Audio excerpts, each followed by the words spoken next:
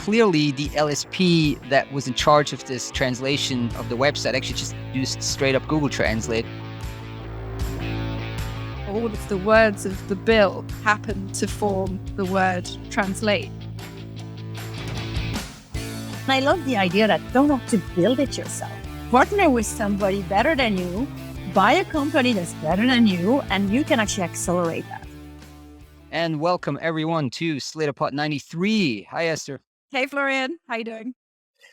I'm okay. I'm on a new microphone, as everyone might notice who's an audiophile, because my other microphone doesn't want to connect to my old Mac. So I need to buy the new Mac, which is like 10 times more powerful. But it's Treat stuck yourself. in the supply Do it. chain. Yes, stuck in the supply chain. Takes a month to deliver. Oh, no. Today's special guest, Veronique Euskaya, CEO of Argus Multilingual. And of course, they're now one of the bigger European LSPs buying Venga Global. And so we want to talk to her about that acquisition, but about a ton of other stuff. She, very, very interesting. Has been in the industry for a long time and really understands it better than many others. So today agenda, want to talk about a quick LSP fail in Sweden. Not always. We rarely talk about these things, but it's a funny episode. Just quickly, a U.S. bill for airport signage, multilingual airport signage. A quick update on financials from a couple of companies from Down Under, or whatever, Down Under, and then Depending on where you're located. Yeah, depending on where you're located, and the job index. But first, the headline that we caught was Swedish agency's bizarre translation fail. Why did you need a baby? It's a great question. No, I don't know. It's great. Why did you need a baby? You tell me. So what's this all about? I'm reading off the article that we captured. I think it's on local.se. It's like one of those kind of expat sites. So British parent Neil Thomas was trying to apply for VAB, that is Sweden's sick pay when looking after an ill child. I love that. The Swedes, they give you all kinds of perks, government perks for, family related stuff. When he discovered several Monty Python-esque translations on the agency's website, agency being the agency that you need to apply for that sick leave, right? Oh. So instead of correctly translating the Swedish question, and now I'm sorry to all the Swedes here, varför behövde du vabba, which is basically means like, why do you need to stay home with your child? He was met with a question, and that's when he tried to fill in the form. Why did you need a baby? So yeah, that's kind of Monty Python-esque and quite bizarre. And I did look up. So what does vabba actually mean? Because it's basically an acronym from like Vård av barn, so take care of child, and it became a verb later on, right? So basically now vabba is just kind of the short form for this type of sick pay. And yeah, so then when I read this article, I'm like, well, how could this possibly happen? So I Googled that sentence, like that I just tried to pronounce in Swedish. I'm not going to try again. And lo and behold, it actually on Google Translate, the output was, why did you need a baby? Right? Well, there you go. So clearly the LSP that was in charge of this translation of the website actually just used straight up Google Translate, which, come on, guys. Don't use straight up Google Translate. Was there definitely an LSP involved, or could it have been just? They did say it. They did say it in the article. Hang on. So they said an external translations that the service was provided by an external translation service, which wasn't as good as it should have been. No kidding. No kidding. Yeah, it just used the machines to do it, and that's no goodo. No bueno. So that might be a topic at the NTIF 2021, which takes place now. I looked it up on November 17th in Sweden, so near Stockholm. Go check that out. I can't make it, but anybody who can, please go there. So another one that I want to talk to you briefly about is this bill that may require some of the major U.S. airports to overhaul multilingual communications, because in many parts of the world, if you go to the airport, you obviously have multilingual signage. I mean, if you go to Singapore, for example, in the subway, you have like four languages, for example, right? And so in the US, there is a House committee bill that's called Translate in capital letters, that would require multilingual signage in US airports. The bill originally passed the House, but then died in the Senate in 2019. Now it's been reintroduced, and it kind of been, if I get this right, it was reintroduced more with the kind of help tourism angle post COVID, rather than initially kind of more language access for people who, need to find their way Right. at airports. So they're trying to kind of Package reframe it. the problem a little bit. Yeah. And so apparently it passed like a House committee unanimously now, but now it needs to pass the House. And then after that, it needs to pass the Senate. I'm not going to go into detail, but I mean, just think about the remodeling of airports if you actually, if that passes. I mean, that's a lot of signage A that lot of needs to, signs.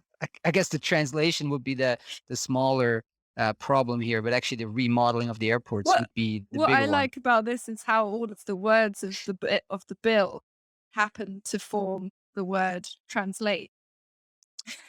That's right. Hang on. What is it called? Reaching, says TSA, reaching across nationalities, societies, and languages to advance traveler education. Translate Act. Sorry, Act. Yeah, not bill. Act. That is very, Convenient. isn't that very US-y? Like they try to have these, yeah. I Well, think the memorable. European It's Union does it memorable. a little bit as well, don't they, Yeah. sometimes? But yeah, well, good job. Does what it says Good and job. yeah, works nicely. Does what it says in the tin. So that's introduced by Congresswoman Dina Titus from Democrat Nevada. So, go translate bill. Mm. Let's go down to Australia, depending on where you are, down to Australia and New Zealand. So we got AI Media and Straker posting results. Very briefly, let's go through this. Yeah, well, kick off with AI Media. So this is translation captioning provider, AI Media. So they had pretty strong growth in the first quarter. So it's 3 months to September, grew 35% to just over $11 million. Gross margins also up to more than 50%. And yeah, generally they were talking about kind of focusing more on SaaS. Grew SaaS revenue and also SaaS revenue share. They launched a new product, also a new SaaS product during the quarter, and also saw kind of a huge actually increase in volume of some of their existing products, Lexi and Smart Lexi, which are automated and semi-automated captioning solutions. Also provided a quick update on the integration of EEG. This is the company, US-based company they acquired a while ago. Can't remember. A few months ago, several months ago. They were talking about it tracking ahead of schedule, and said that they had early success in expanding sales of that kind of product outside of North America. That was their update from AI Media. Then we had Straker, so Straker Translations. So that was same time frame, but that was their second quarter of financial year 2022, again to the end of September. They reported unaudited revenue of NZD about 12 million, so roughly 8.6 million US dollars. So that's again considerable increase, 66% growth from the same period the year before. Also 5% increase on the quarter immediately preceding it. They said highlights, September was the best month ever in terms of revenue, and they also had a positive adjusted EBITDA.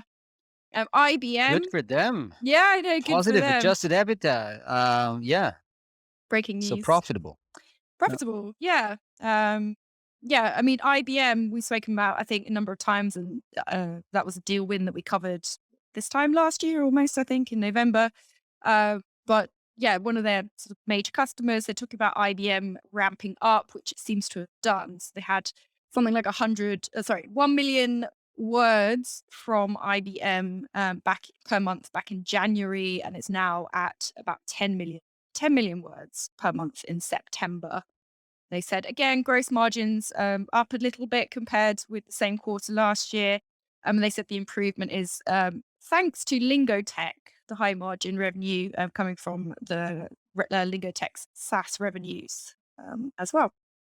I wonder if those 10 million are human expert in the loop translated words, or if there's some key component. Because I mean, if it's expert in the loop, then you're looking at like what 5-10 million at least an account per year. So that's a big win. Yeah. I mean, annualized, unless September was unusually busy. Yeah.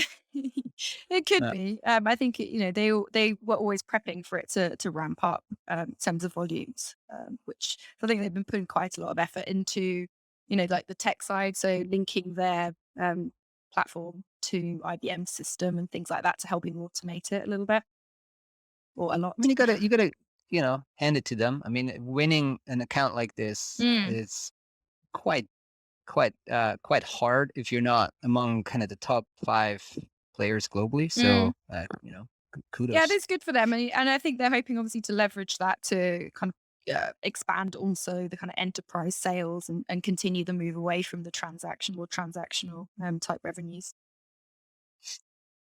Hey, Esther, so another question. So Yeah. if I'm in the language industry Mm, and I'm looking for a job mm. in November 2021, is it hard or not?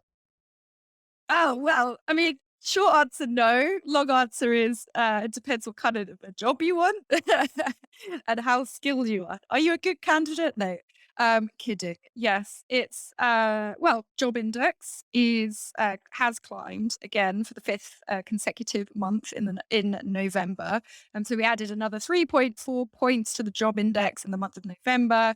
And it has grown now to 168.75, up from the month before.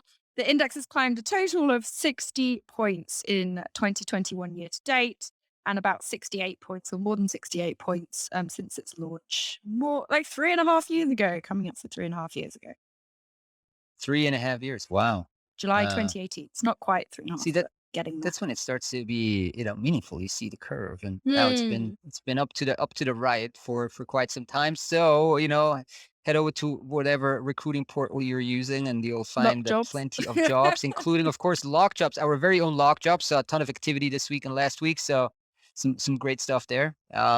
Cool. Well, without much further ado, let's head over to Veronique and talk about all of the things that are going on at Argos. Sounds good.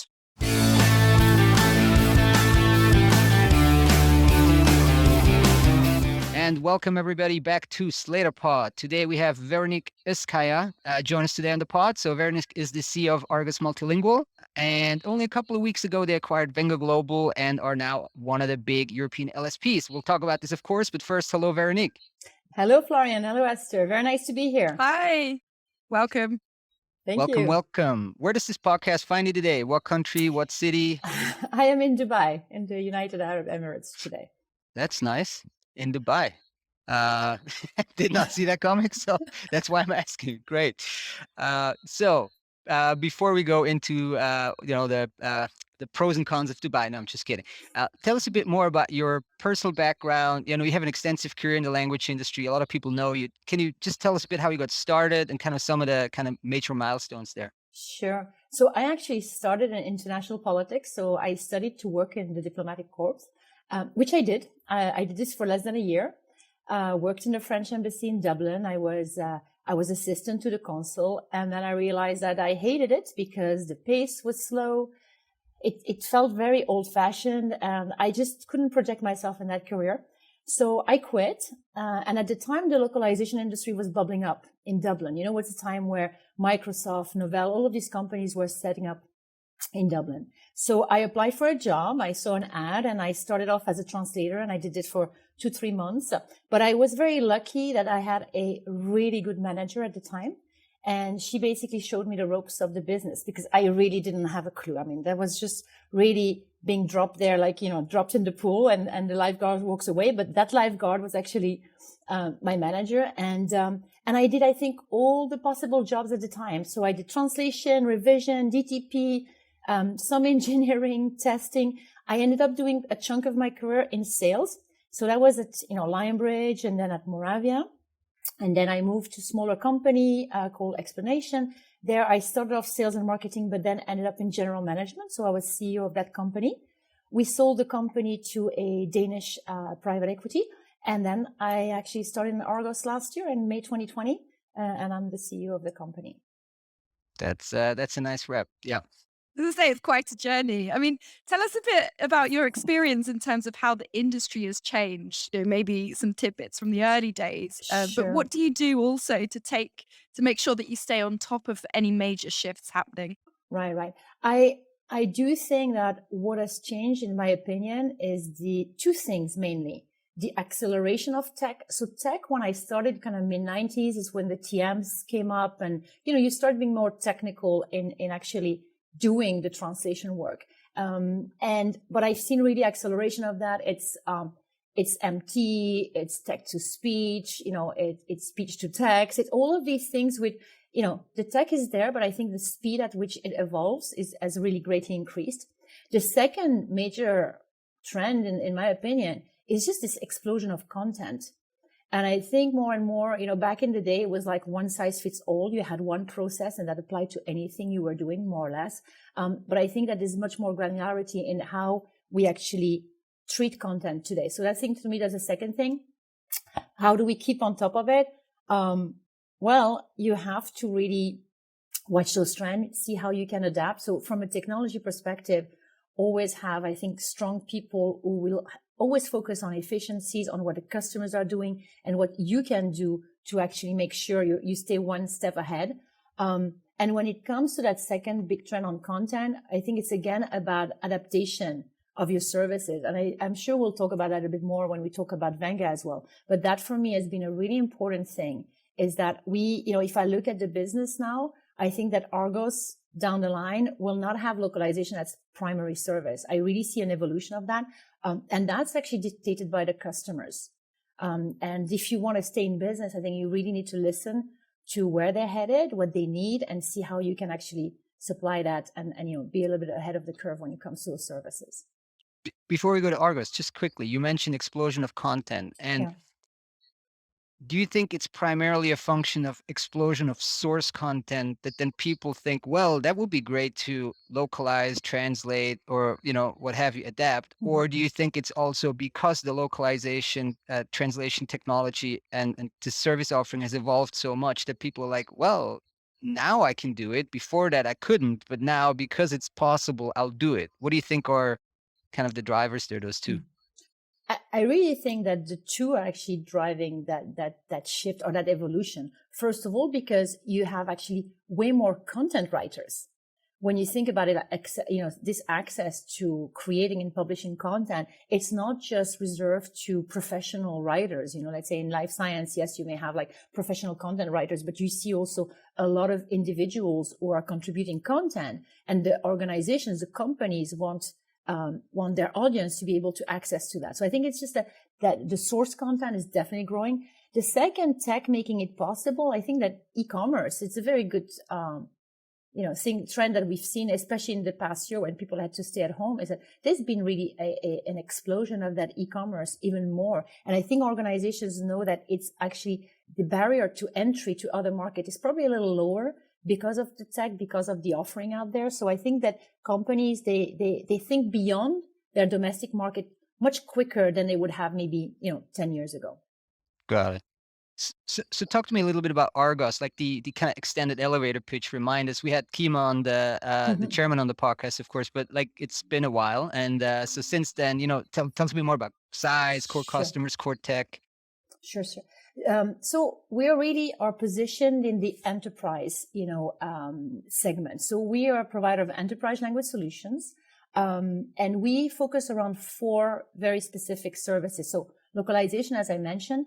The second being content services. It's more kind of marketing driven services. So in there, you've got content creation, international SEO, mostly. The third leg of our services are quality services. That's driven by the Chili brand, Chili store.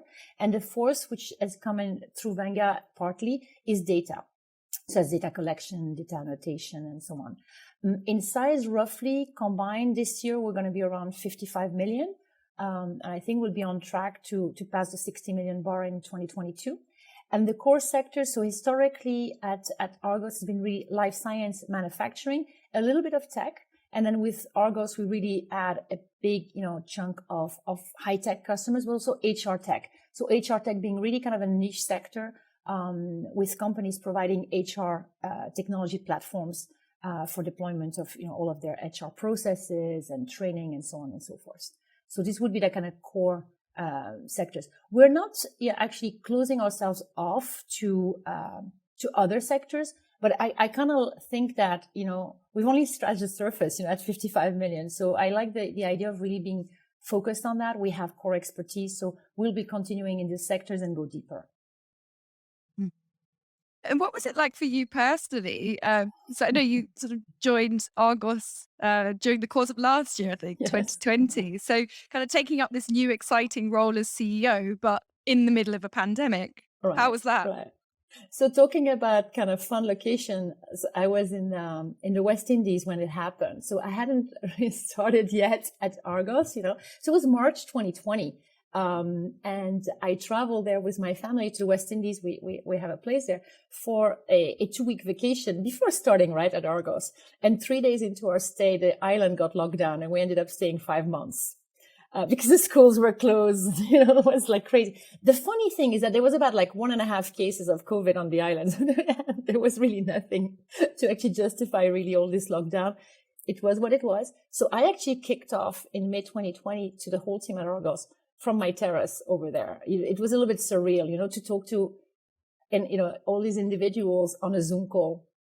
So that was a little bit surreal. And, but I had a chance really to kind of think through, I had plenty of time on my hands to think through about the strategy, where we wanted to head. So really when we kicked off, there was a lot of things already kind of that were ready to go in motion.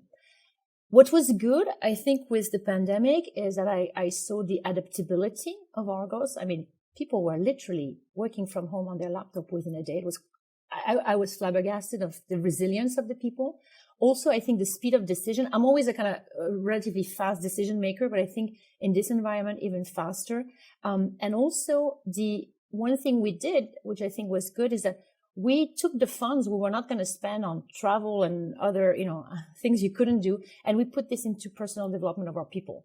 So training, mentoring, coaching, and we are continuing to do that. So those are the pros.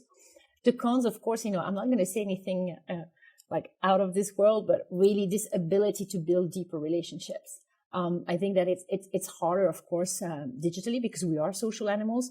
And I think the second con is that you got to be careful of Zoom fatigue. I do find that with Zoom calls or whatever other technology, you have to have this constant attention. So imagine you're at a meeting with a bunch of people and you can actually relax your attention for a minute or so. That's okay. But when you're on these calls and everybody kind of looks at one another, I find that it can be quite tough for people.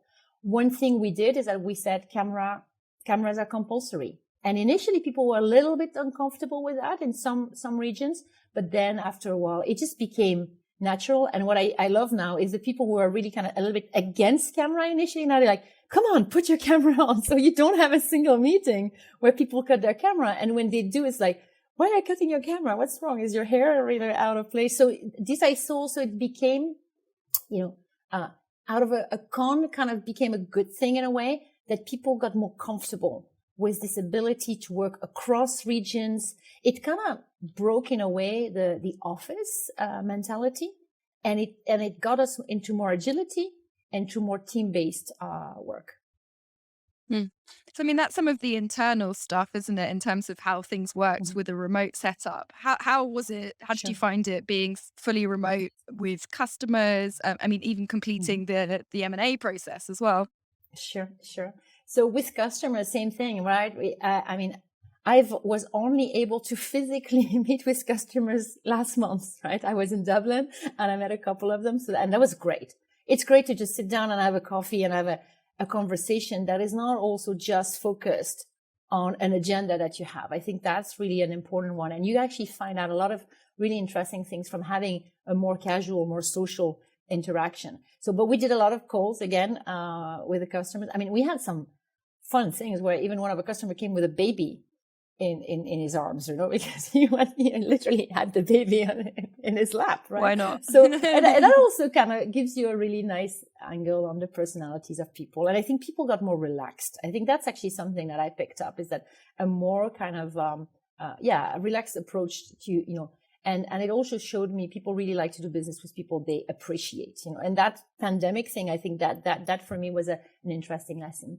And then when you come to the fully remote setup, I mean, we actually tried to be a little bit creative. So we did Christmas drinks where we all came, like that was internal, with the hats on and whatever, Glühwein at 8 a.m. because we're, we're doing it with some of the teams, different locations. So that aspect, we try to somehow not replace, but find some kind of way of getting together.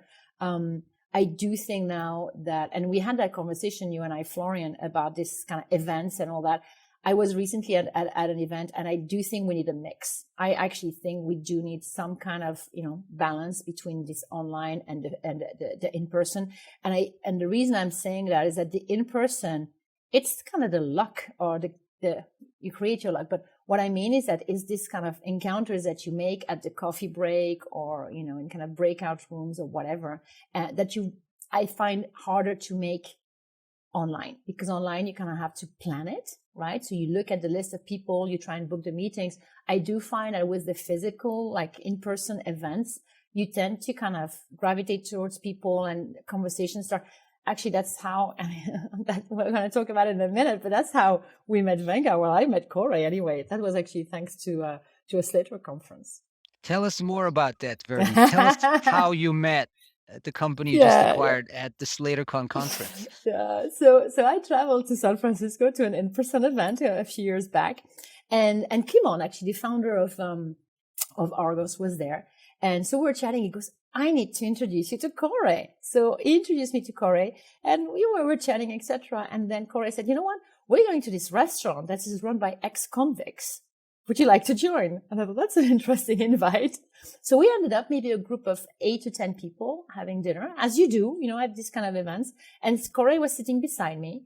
And that was very memorable, not just the restaurant setting, but our conversation. And I thought, what a great guy, and Kimon was around, and we're kind of chatting, and Kimon said, yeah, my dream was always to merge with Venga. So already, we were joking around, right? But the thing is that there was something, right? There was something in the air that we said, you know what? We really get along well. We're different, but the chemistry is very good. So that's really actually how the whole idea started. I hadn't even started at Argos at that stage. But I thought it was interesting that Kimon and Corey were entertaining this idea. Very interesting. So tell us more about the strategic fit, like why you liked Venga. I mean, of course, the personal chemistry helps a lot, especially if then the founder, stays on, or even if not, like it helps through the process. But like strategically for the business, because you almost doubled the business with this acquisition. Absolutely. Yeah. So the chemistry, definitely. I think the culture, I know it sounds very softy, but I actually think I've been in so many deals where the culture didn't fit.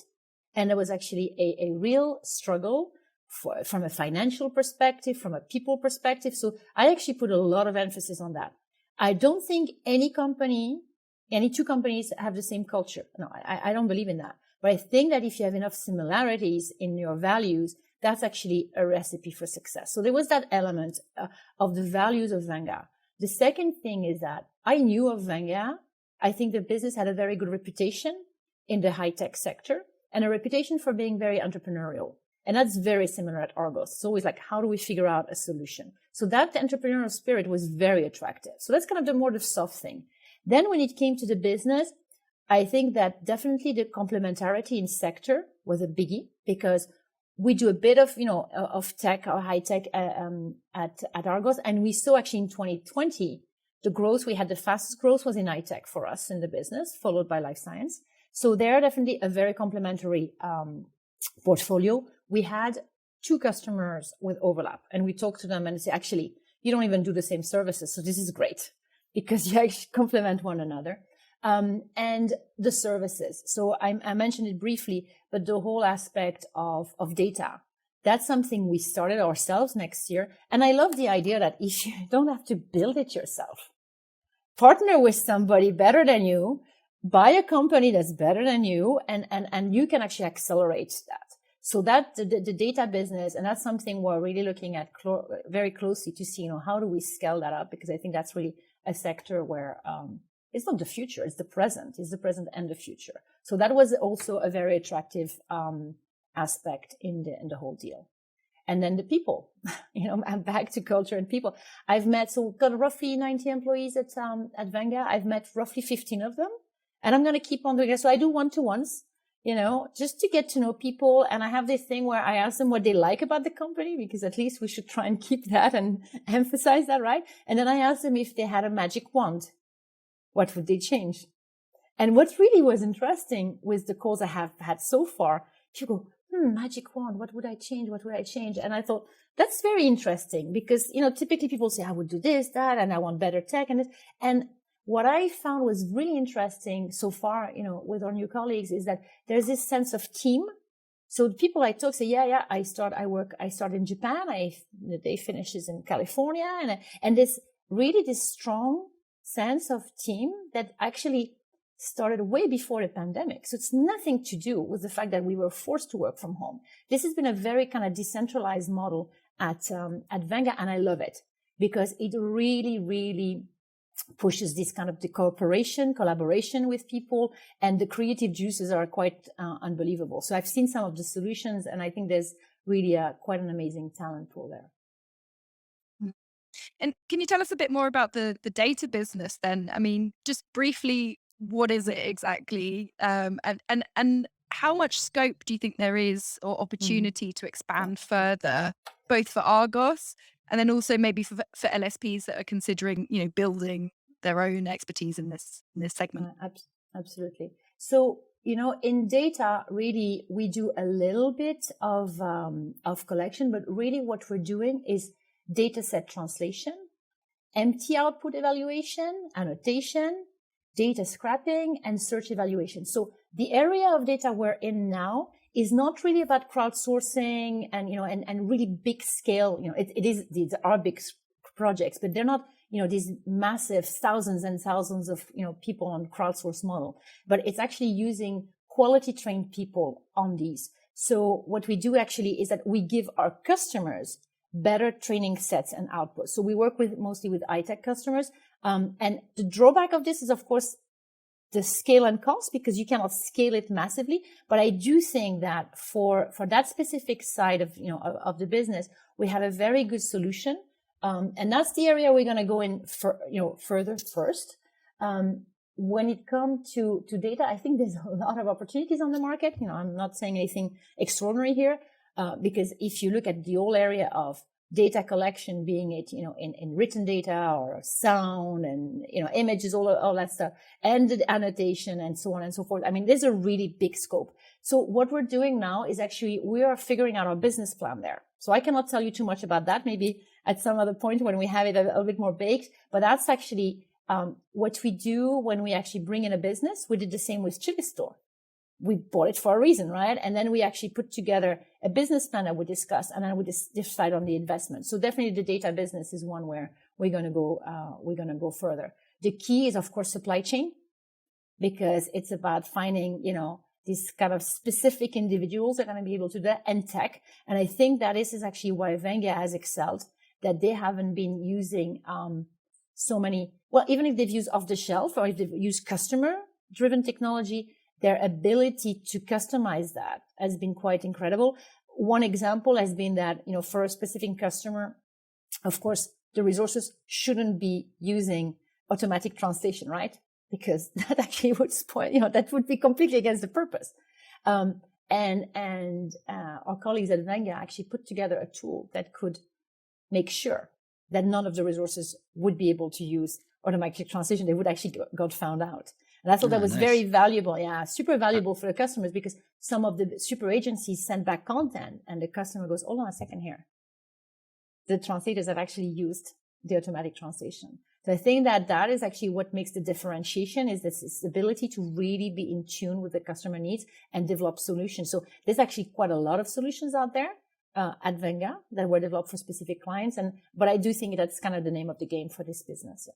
The Swedish, we just on the previous segment, we spoke about the Swedish example. I rarely post and talk about this, but I mean, if it's so obvious, then I guess maybe whatever Swedish health authority should be using that service. Yes, they can talk to us. We can give them the tool for a moderate fee. There you go. I mean, maybe talking about some of these, mishaps or what have you. let's dig a bit deeper into Chili Store and sort of the Sure. LQA business. I mean, that acquisition, at least it was announced quite soon before the Venga one. So, I mean, just tell us how LQA complements the core business generally, and why you decided to acquire in that space. So that, when I kicked off in May 2020 at Argos, from that terrace, right? That was actually part of the strategy. We already had LQA as a service. And again, I really believe in the diversification of services, and I could see on the market a problem. And that's from talking to customers. So part of my job that I really enjoy is actually talking to customers and figure out what problems they have. And really very early on, we understood that quality is actually a problem. And when I say quality, it's not just the number of errors you find, et cetera, but really the ability for a piece of content to really answer an audience need. So when you're in life science, it's kind of, quite black and white, right? It's about the errors. You just don't want to have mistakes in your content because you're putting lives at risk. When you're more in the marketing content, it's about is it really resonating with the audience? So that's kind of different. We did the number one. So we did this kind of LQA services for life science. And we saw a big issue because the customers, literally finding hundreds of errors out of millions of words, but you can't have that, right? In life science, you need to have Six Sigma quality level. So we said, hold on, there's a problem in the industry because the customers are not getting the quality. So we've been providing LQA, and I thought, you know what? I think that this is not going to stop as an error. That like a miracle, all the right first time is going to happen. So we decided to actually look for a company instead of, again, back to should we build it ourselves and how long will it take? Or, are there people out there way better than we are at doing that? And we met Anna Woodward Kennedy, and she's way better, than the people we have, of course, know what they're doing. But I mean, in terms of building that business specifically and growing it and really going deep, I mean, she's exceptional. So we approached her, and we actually closed the deal in December 2020, and we announced it internally in January 2021. But we had some considerations around marketing, the website, so that's why we actually kept it under wraps. It was much easier to keep under wraps than Venga, I'll tell you that much, because it was a smaller company, of course, and probably less known. I think that's changing for sure. That business is very healthy, and what we found also very attractive with Venga is that they have a piece of technology that I believe will be able to apply to Chili. So that, in terms of automation and again, bringing a scale, that's going to be quite an interesting mix there. So for the technology, whole translation memory, CAT, I don't like CAT. Let's say translation productivity, machine translation, custom machine translation, etc. From my understanding, it's you like the kind of best of breed. You license these things. You maybe acquire certain capabilities. Is that a correct assumption? And at what size of the company would you say, well, now we should probably hire 30, 40 developers and start really building core technology internally? Like, is that a consideration, or you think you can get this to 200-300 million and still, in quotation marks, still license things and run, on third-party tech? I wish is my short answer, because the nature of the work we're in is enterprise. Right. So already there, what you see is that you have actually a number of customers who kind of dictate how you work, because they go they're big guys, they have big budgets. So they define their processes because they don't want to work with 5 companies and 5 different systems. So our philosophy is to adapt and see how we can add value to that. Right. So a part of our portfolio already, we're really actually working in the technologies that our customers want us to work on. The rest of the business, so Venga was more as actually used commercial tools and really developed a lot of things around it. We have our own TMS, right? Now, that's discussions we're going to have. So this is always a headache, the tech, right? Because I've never been in a company where everybody was happy about the tech. It never happens, right?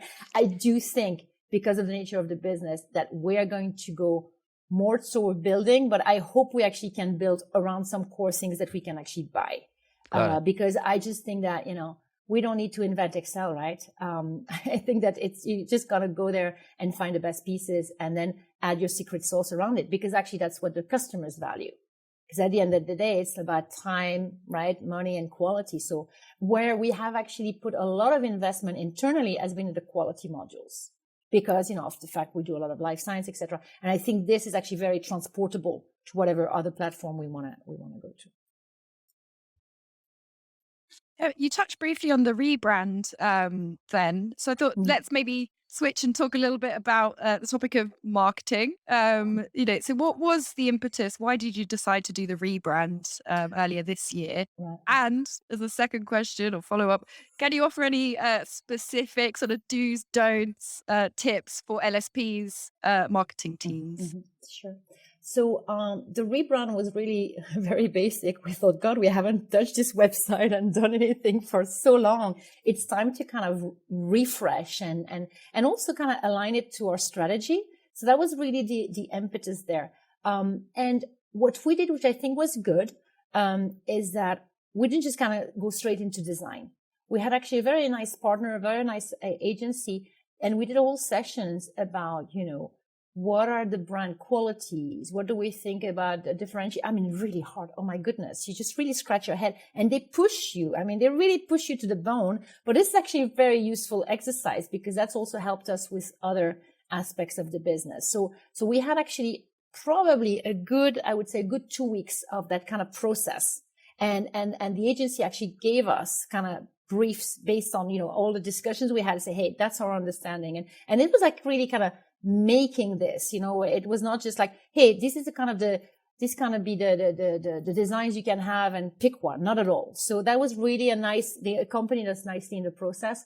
We'll probably change it again, in the next few months. Yep. I think that is the one thing, is that it never stops. We've got tons of ideas. You got to focus as well. You can't bite more than you can chew. So we have some ideas. Now the big thing is going to be actually about, bringing in the Venga brand into Argos. So we've decided to do that. That was an important decision. With Chili Store, we took a different path because it's a very different business. Chili Store does zero translation, no localization. I mean, zero. It doesn't touch it whatsoever. If they ask for it, they say, no, that's not the services we offer. And it's very much Chinese. Well, it's a business within the business. So there, if you look at the chilistore.com website, the colors are different. I mean, it's not the same at all, right? With Venga, because, the services, there's quite a good overlap on services. The sectors, we felt that, it actually makes more sense to have it under Argos. So this is going to be our project in the next few months. It's actually, merging, like bringing the content of Venga into the Argos brand. Now we have this cool kind of AV logo or VA, Venga, we have this kind of cool in-between logo. And also, I'm very conscious that it's not easy, right? I think that if I'm a original Venga employee, I love my brand. I love the name of the company. And I'm very sensitive to that. I think that, we were very clear from the beginning, this is where we're going to go. And we're very transparent in the communication. So we're actually going to share with the whole team, what the marketing team will do. We actually brought into the team the Venga marketing manager, Stephanie. She's on the West Coast. We were looking for somebody in the US and, she comes. So there was a lot of good things coming there. And she's going to work with the rest of the team on this, on actually bringing Venga into the Argos brand. Yeah. So I guess it helps with sales, which is something I want to talk to you about as well. If you have multiple brands, it makes it harder for the sales team to understand. Yes. And for especially for new hires, they're coming in. What do you mean? You guys are like 3 brands and 4, like, what do I do here? So let's talk a bit about sales, because you're one of those CEOs that actually likes to go out and do business development yourself. Like, you're not like hiding behind the desk and like, you want to talk to customers, you want to feel them, right? Tell us about what are some of the metrics that you're using, strategies, hires, when you territories versus verticals, like it's always super hard. Like, okay, the sales guy takes Germany, but what if, does the person do everything? Like, life sciences and content, or there's so many things to look at when you run sales in this hyper competitive industry. Absolutely. And that, I feel that we're constantly evolving. That's the first thing I looked at when I became CEO at Argos. And it's not just because I have a background in commercial, but I'm like, if you get the customer side right, everything else flows.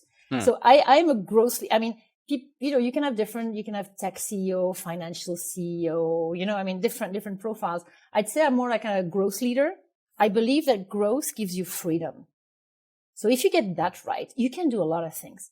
You can hire people, you can give them raises, you can start new services. So for me, that I always kind of look at that. And sometimes, I mean, it can be hard for people. Oh God, you always want to grow, but there's a reason for it. It's not growing at all costs. It's kind of having really a plan behind that, right? So that's probably the first thing. When it comes to the sales team, we're reorganizing that team. And it's going to keep on evolving. And we're very blessed. Now, when we have a team of really experienced people, that's probably the number one thing, is that when we hire, we tend to privilege this kind of industry experience. We will not kind of say no to people who come from different, industries. That's not the point. But we tend to see that the ramping up is a bit faster. But the second characteristic with the experience, it's also versatility. So I would say we're in a hybrid model today. The model we have is a regional model, Europe, USA. The reason for that being that actually, even if we look like we're like one of the biggest European player, 80% of our business is in America. So we actually have a larger team and a larger focus on the US. So there's a regional kind of, we say setup. I won't say divide because it's not at all, actually very cooperative team. So they keep on exchanging leads and working actually on accounts together. So very good cooperations. That's a very important ingredient. So we don't see fights. So no territories. No, you have this, you have that. And that actually is really essential because you can waste so much time on silly internal fights. So we don't have that. And when it comes to then sectors, where it's really headed is that we have a couple of people who are more actually experienced or are more focused on life science. So they tend to do mostly life science.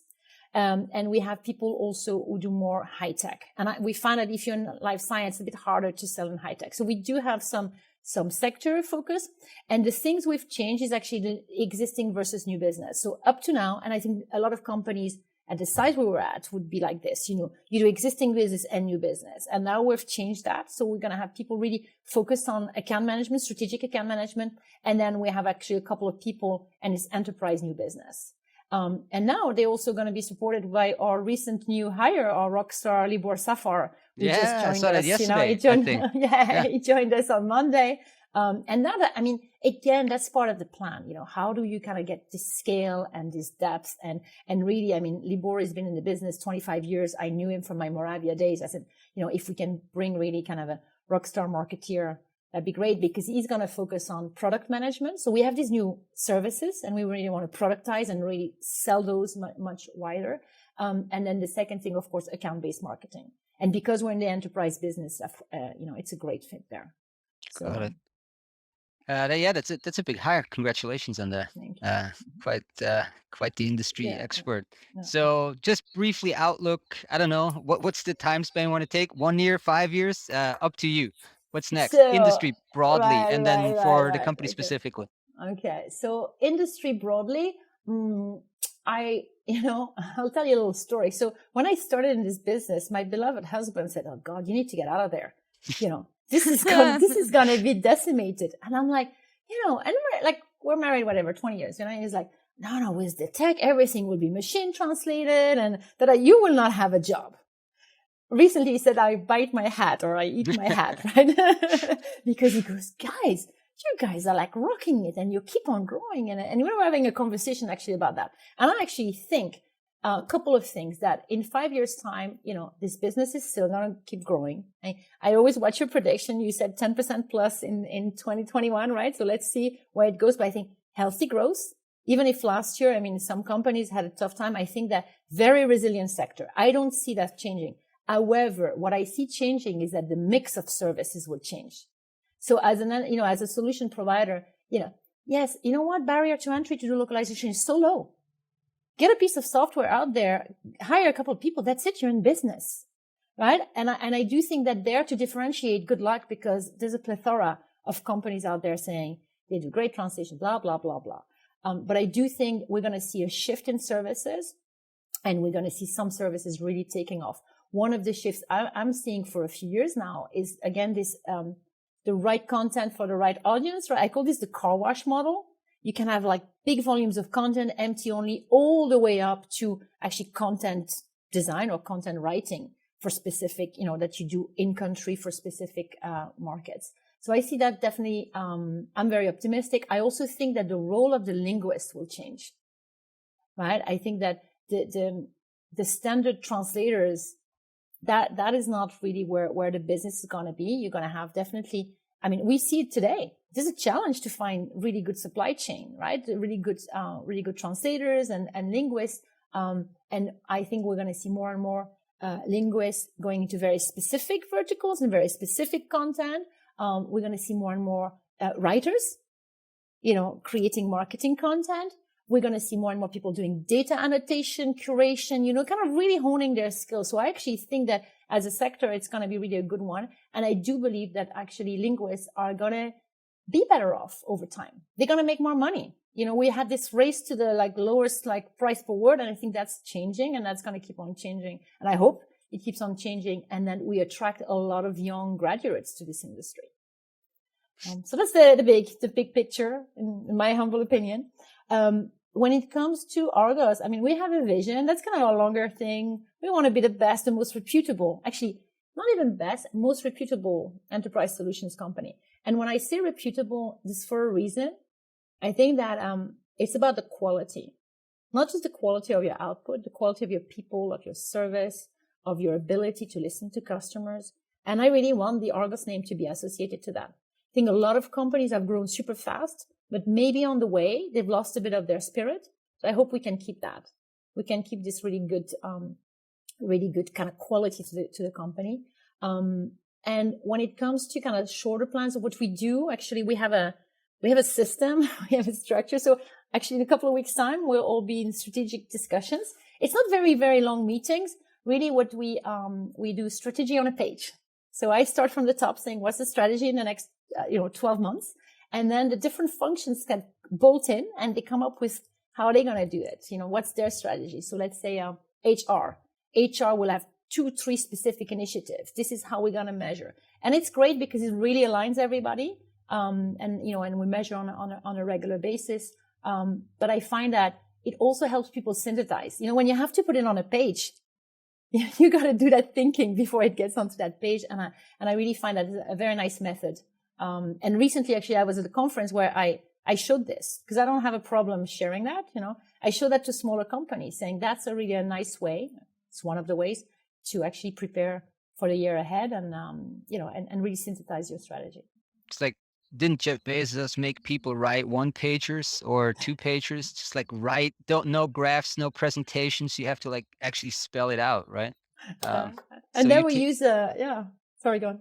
No, sorry, you're taking a small page from, the tree. Yeah, actually, my inspiration was more Gartner, but they have it's kind of, you have, what's your strategy? What are your drivers? What are the initiatives? What you need to make that happen? The what you need to make that happen is interesting because that's where my CFO comes into play, right? And he goes, okay, how much is that going to cost? And then we decide. And you also, and very important, I think a lot of businesses struggle with that, and it's normal. It's to divest. Yeah. What to let go. You just can't do it all. So you just also have to say, you know what? That maybe is not something we should pursue. And last year we started something off. It was, it was reasonably successful. And I'm like, you know what? This is not where we're going to have the next kind of nugget, so we let it go. Great. Well, so good luck with those meetings. I'm sure there's going to be plenty of good outcomes from it. And thanks for joining SlaterPod today. I really appreciate it. And I thank you for your time. Thanks a lot. Thanks, Esther. Thank you, Florian. Thanks, Veronique. Bye-bye.